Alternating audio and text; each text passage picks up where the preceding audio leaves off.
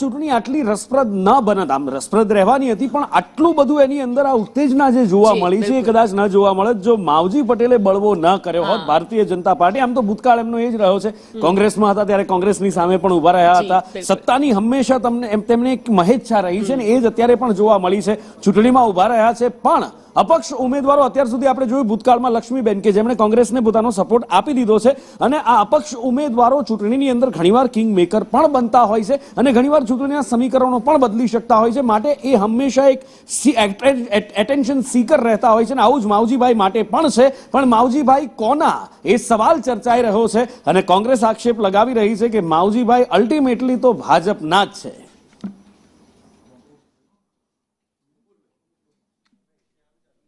વિધાનસભા બેઠક ઉપર પ્રચાર અંતિમ તબક્કામાં ચાલી રહ્યો છે અને ત્રિપાખીયો જંગ અહીં થવાનો છે.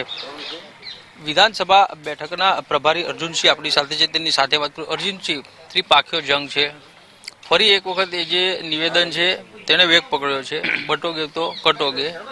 આવું જે યુપીમાં જે નિવેદન હતું તેને લઈને આજે માવજીભાઈ એવું કહે છે કોઈ નહીં બટેગા, કોઈ નહીં કટેગા.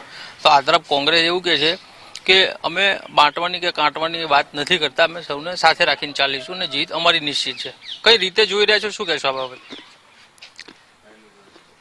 વાવની પેટા ચૂંટણી અને પેટા ચૂંટણીમાં કાર્યકર્તાઓએ સંકલ્પ કર્યો છે આ ચૂંટણી અમે સારી લીડથી જીતીશું.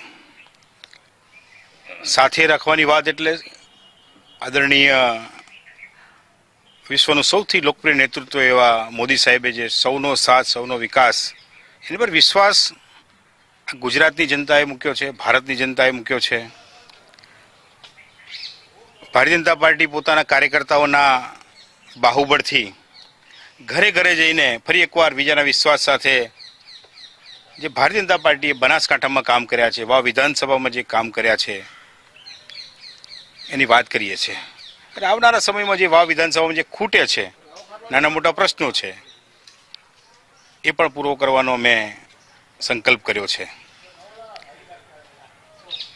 મુખ્યમંત્રીશ્રીના સ્નેહ મિલન પછી અમારા સંગઠન મંત્રી પ્રદેશના એવા રત્નાકરજી અને પાટીલ સાહેબના પ્રવાસ પછી આ કાર્યકર્તાઓને જોમ જુસ્સો મળ્યો છે. આ જોમ જુસ્સાના આધારે કાર્યકર્તા ઘરે ઘરે જઈને